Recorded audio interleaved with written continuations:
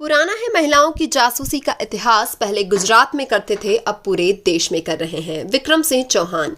महिलाओं की जासूसी का इनका इतिहास पुराना है। लोगों को शायद याद ही होगा कि गुजरात में 2009 में अमित शाह ने अपने साहब के कहने पर बेंगलुरु की एक आर्किटेक्ट युवती की जासूसी की थी।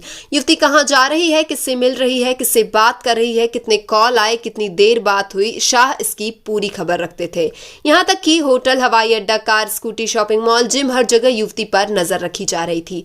फिर इसका अपडेट उस कथित साहब को देते थे। बाद में न्यूज प्लांट किया गया कि लड़की के पिता के कहने पर जासूसी की गई है। ये लोग अपनी जान की सलामती चाहते थे, इसलिए गुजरात छोड़ भागे। लड़की का अब तक पता नहीं है।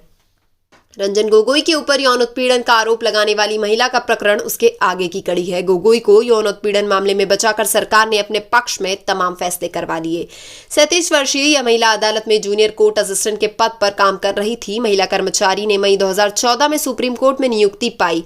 इसके बाद अक्टूबर 2018 में उनकी तैनाती तत्कालीन चीफ जस्टिस रंजन गोगोई के आवासीय कार्यालय पर कर दी गई।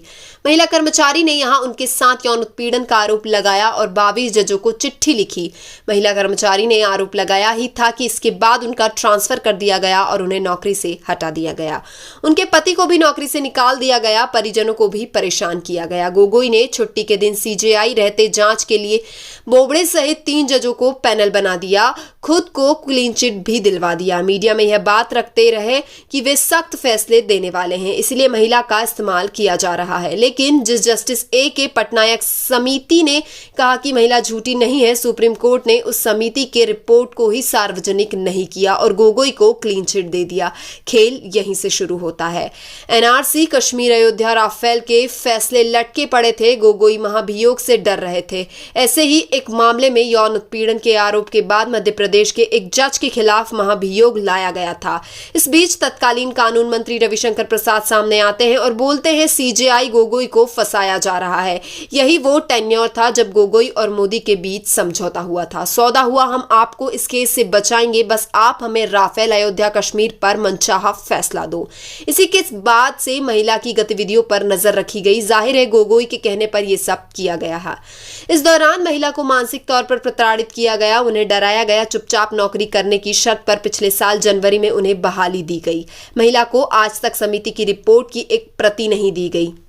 अगर महिला ने झूठा आरोप लगाया था तो उन्हें इसके लिए सजा मिलनी थी, जेल होना था, जॉब से बहाली नहीं देना था, देश के सामने सच्चाई लानी थी। लेकिन सरकार ने या सुप्रीम कोर्ट ने ऐसा कुछ भी नहीं किया। मतलब साफ है, महिला सच्ची थी, सच्ची है। उन्हें उस जुडिशरी पर भरोसा था जहां वो काम करती है। लेकिन देश की सरकार ने और अदालत ने उन्हें जल्द ही बता दिया कि तुम देश की उन लाखों महिलाओं में से एक ही हो जो दुष्कर्म के आरोप के बाद या तो सुसाइड कर लेती हैं या दुष्कर्मी की गिरफ्तारी के लिए चक्कर काटती रहती हैं।